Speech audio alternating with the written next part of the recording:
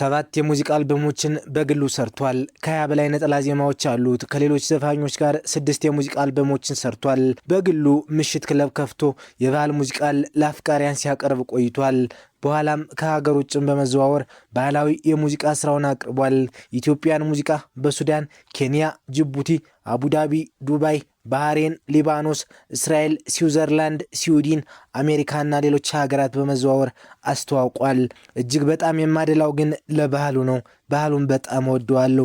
ምክንያቱም አይኔ የሚናፍቀው የውሃ ድምፅ፣ የጅረት ድምፅ፣ እንስራ በጀርባ አድርጋ የምትሄድ ልጃገረድ ሞፈር ቀንበሩን ትከሻው ላይ አድርጎ እያፏጨ በሮቹን ድምፅ እያሰማ እያፏጨ እያንጎራጎረ የሚሄድ ኮበሌ፣ እንደዚህ አይነት ነገር ነው የሚታየኝ ሁልጊዜ ለኔ። ሰማይ በለው 1997 ዓ.ም ከተዋናይት መስታወት አራጋው ጋር ባደረገው ቃለ ምልልስ እየተናገረው ነበረ። ስለ ባህል ዘፋኙ ስለ ሰማይ በለው ያልተሰሙ ሚስጥሮችን ነግራችኋለን። ቻናላችንን ላይክ፣ ሸር፣ ሰብስክራይብ በማድረግ አብራችሁን ቆዩም። ታላላቅ የሙዚቃ ስራዎች እንዲሁ ከባዶ አይፈጠሩም።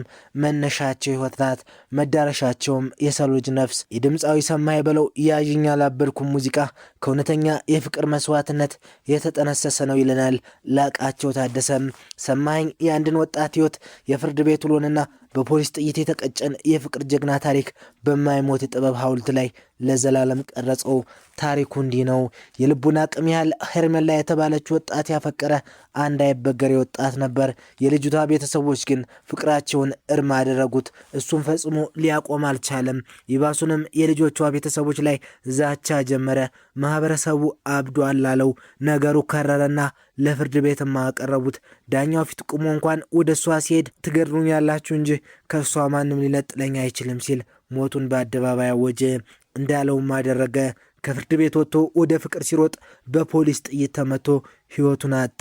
ሰማይ በለው ይህንን አሳዛኝ ክስተት ወደ ዘመን ተሻጋሪ ሙዚቃ ያቀየረው አንዳንችን በወደድኩኝ እሱ አበደ ተባልኩኝ። በዚህ ስንኝ በማህበረሰቡ ብያኔና በግለሰቡ እውነት መካከል ያለውን ግጭት ያሳየናል። ማህበረሰቡ በተለይም የሄርሜላ ቤተሰቦች የልጁን ጽኑ ፍቅር ለመረዳት አቅም ስላጥራቸው ያንን ድንበር የለሽ ፍቅር እብደት ብለው ፈረጁት። እንኳንስ በሽመል ቢመቱ በጥይት ማን ወንዱን ሊያስቀረኝ ካልሞትኩኝ ካንቺ ፊት። ይህ ተራ የግጥም ቤት መምቻ አይደለም፣ የዛ ወጣት የፍርድ ቤት ቃል ትንቢት እንጂ። ቢመቱኝም በጥይት የሚለው ሐረግ ወጣቱ መጨረሻው ሞት እንደሆነ እያወቀ ጥይት እንደሚጠብቀው እየተረዳ ወደ ሄርሜላ የሮጠበትን ያን የመጨረሻ የህይወት ሰከንድ በአድማጭ ህሊና ውስጥ ቁልጭ አድርጎ ይስለዋል። ጥበብ አሳዛኙን ሞት ወደ ጀግንነት የፍቅር መስዋዕትነት ቀየረችው። ከዚህ በኋላ ዜማው ይለወጣል። ግድምድም ግድምድም እያለ ስሜትን ወደ ሌላ ማዕበል ይወስዳል።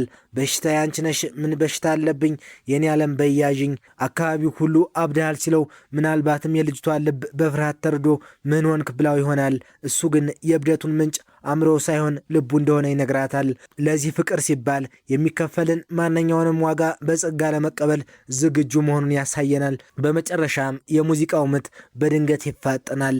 አላበድኩም ያዥኝ፣ ጤነኛ ነኝ ያዥኝ። ይህ ፍጥነት ወጣቱ ከፍርድ ቤት ወጥቶ ወደ ሄርሜላ ሲሮጥ የነበረውን የልብ ትርታ ከኋላው እያባረሩት የነበሩት የፖሊሶች እግር ኮቴና የዛን ቅጽበት ሽብር የሚወክል ነው።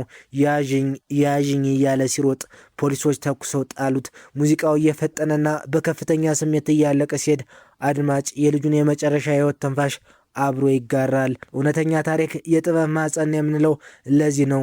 ወጣቱ ሞተ፣ ታሪኩ ግን በሰማይ በለው አንደበት ከትውልድ ወደ ትውልድ ሲዘመር ይኖራል። ያዥኝ አላበድኩም ተራ የፍቅር ዘፈን አይደለም፣ ከደምና ከእንባ የተቀዳ የህይወት ነጸብራቅ እንጂ።